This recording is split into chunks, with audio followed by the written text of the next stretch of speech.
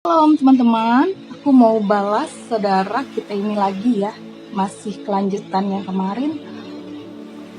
Matius 7:21. Bukan setiap orang yang berseru kepadaku, Tuhan, Tuhan, akan masuk ke dalam kerajaan surga, melainkan dia yang melakukan kehendak Bapa Allahku. Oke, saudaraku, terima kasih ya. Selalu respon apa yang saya sampaikan. Nah, saudaraku baca ya, itu Matius 7, perikopnya adalah hal pengajaran yang sesat ya. Dan ayat 15-nya. Waspadalah terhadap nabi-nabi palsu yang datang kepadamu dengan menyamar seperti domba, tetapi sesungguhnya mereka adalah serigala buas. Nah, dari ayat 16 sampai 20 di situ ditekankan tentang buah dari pengajaran yang sesat itu ya. Jadi, buah yang dihasilkan dari pengajaran sesat sudah pasti tidak baik. Tetapi buah yang berasal dari pohon yang baik atau pengajaran yang baik sudah pasti baik ya, benar dan baik. Nah, di ayat 21-nya ya, firman Allah berbunyi, bukan setiap orang yang berseru kepadaku, Tuhan, Tuhan, akan masuk ke dalam kerajaan surga, melainkan dia yang melakukan kehendak Bapakku yang di surga. Nah, di sini ditekankan ya, kehendak Bapakku yang di surga, yang melakukan kehendak Bapa. Nah, yang melakukan kehendak Bapa seperti apa ya? Itu jawabannya ada di dalam Yohanes 6 ayat 40.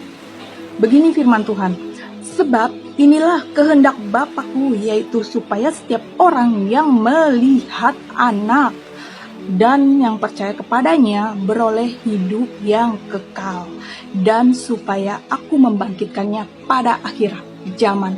Nah, yang melihat bagaimana? Ada jawabannya lagi ya, di Yohanes 14 ayat 6 sampai 7. Di situ dikatakan, kata Yesus padanya, akulah jalan dan kebenaran dan hidup. Tidak ada seorang pun yang datang kepada Bapa kalau tidak melalui aku. Sekiranya kamu mengenal aku, pasti kamu juga mengenal Bapakku.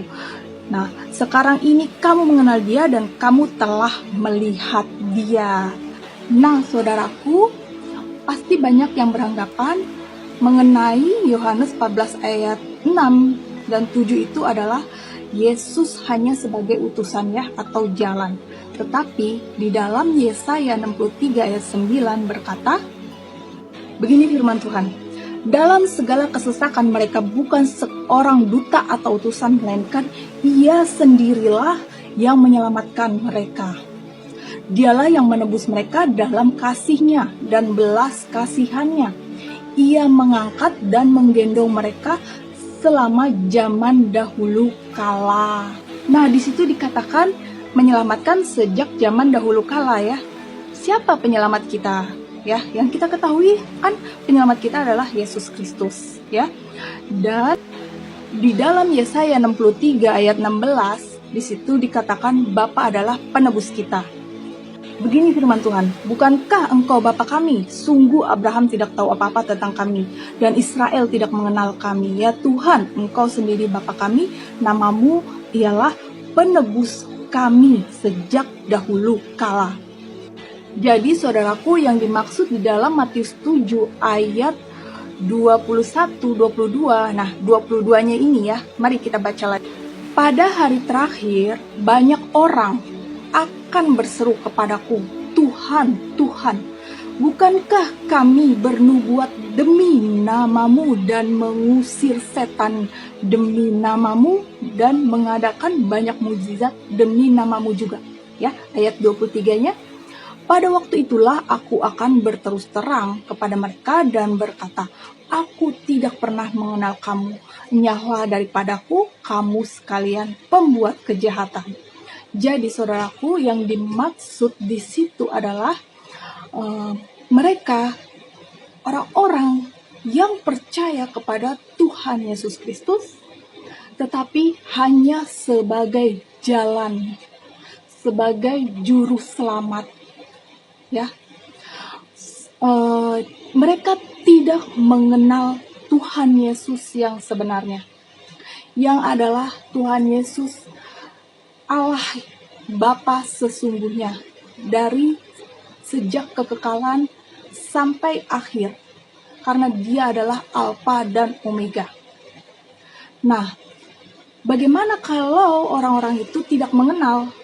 Ya, tentu pasti binasa. Seperti di dalam Hosea 4 ayat 6 dikatakan ya, secara singkat, umatku binasa karena tidak mengenal aku.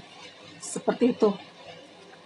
Jadi sangat miris ya, bila percaya kepada Yesus Kristus hanya sebagai utusan atau sebagai juru selamat, tetapi tidak mengenal Tuhan Yesus Kristus yang sebenarnya adalah Bapa kita yang kekal, Raja damai, Allah yang perkasa, penasihat ajaib. Ya, sangat miris. Buat apa setiap hari baca doa Bapa kami? Kita ini anak-anaknya, dan juga ada ayat firman Tuhan yang mengatakan domba mengenal gembalanya, atau anak-anakku